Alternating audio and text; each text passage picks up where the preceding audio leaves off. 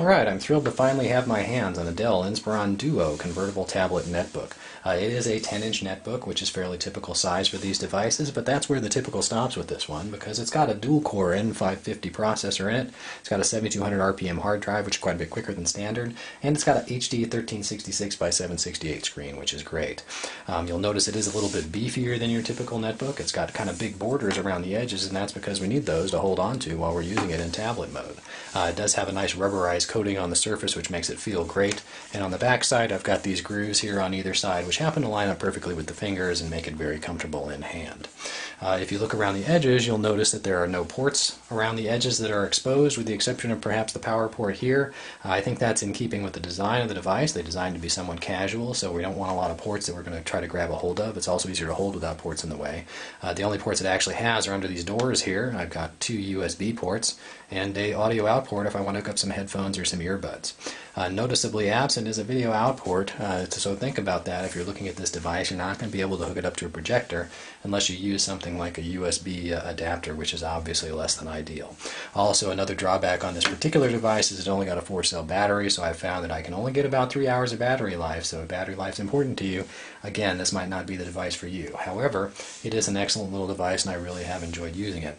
If you do want to get some more ports out of it or get some more use out of it, they offer this additional dock, which you see here. This is the JBL speaker dock, great speakers in the dock, and on the back side of it, it's got more ports, as I said. I can get a full wired Ethernet port, I get 2 more USB ports here, and I've got an SD socket here. Yes, the SD socket is in the dock, unfortunately, not in the laptop.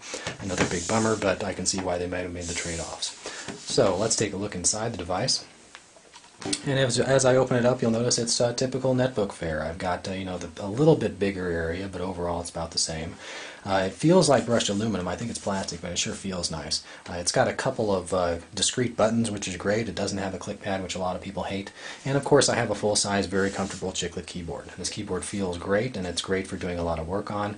One of the big beefs I've had with tablets, for example, is that the only way you can work on them is with the non-screen keyboard. Non-screen keyboards really suck. So if I want to answer 100 emails, I'm not going and grabbing for the tablet, I'm grabbing for something with a keyboard.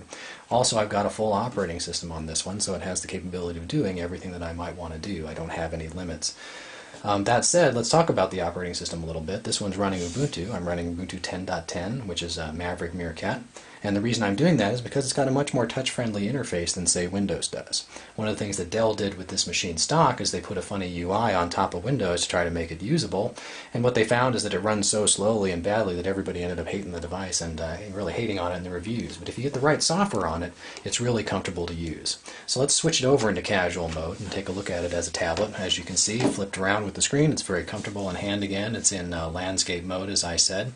And since I'm running a full desktop operating system, one of the drawbacks here is that things have a tendency to be a little bit small. This HD screen shrinks things down a little bit. But what I can do is I can zoom this in and make it much more touch-friendly. So now I've got a finger-friendly interface.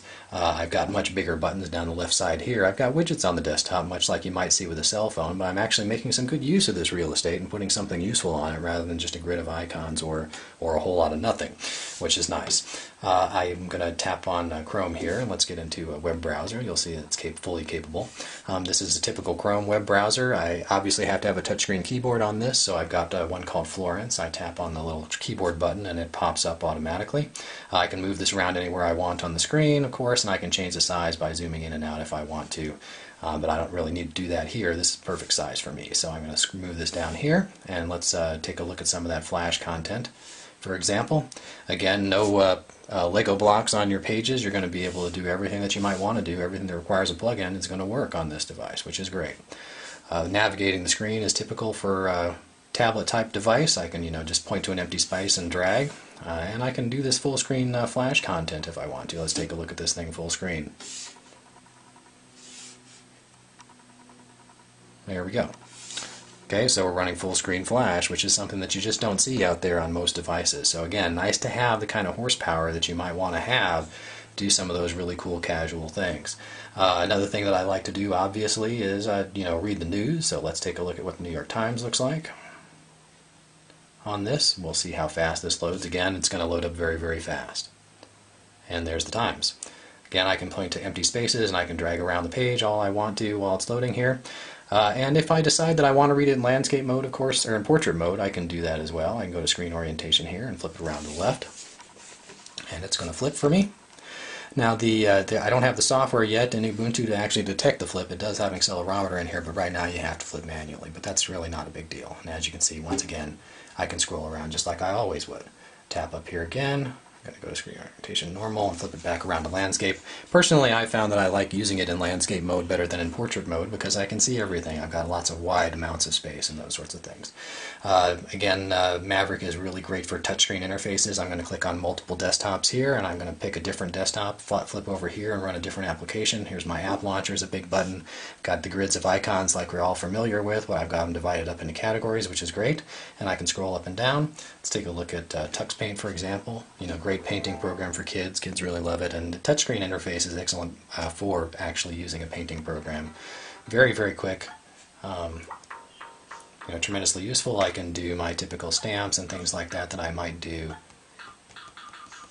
you know, as a kid and have a lot of fun with this device. So it's a great little device to have a look at. I'd recommend that you check it out when you get a chance. Really lots of fun and great to sit on the couch and just putter around with this thing. And yes, I'm done.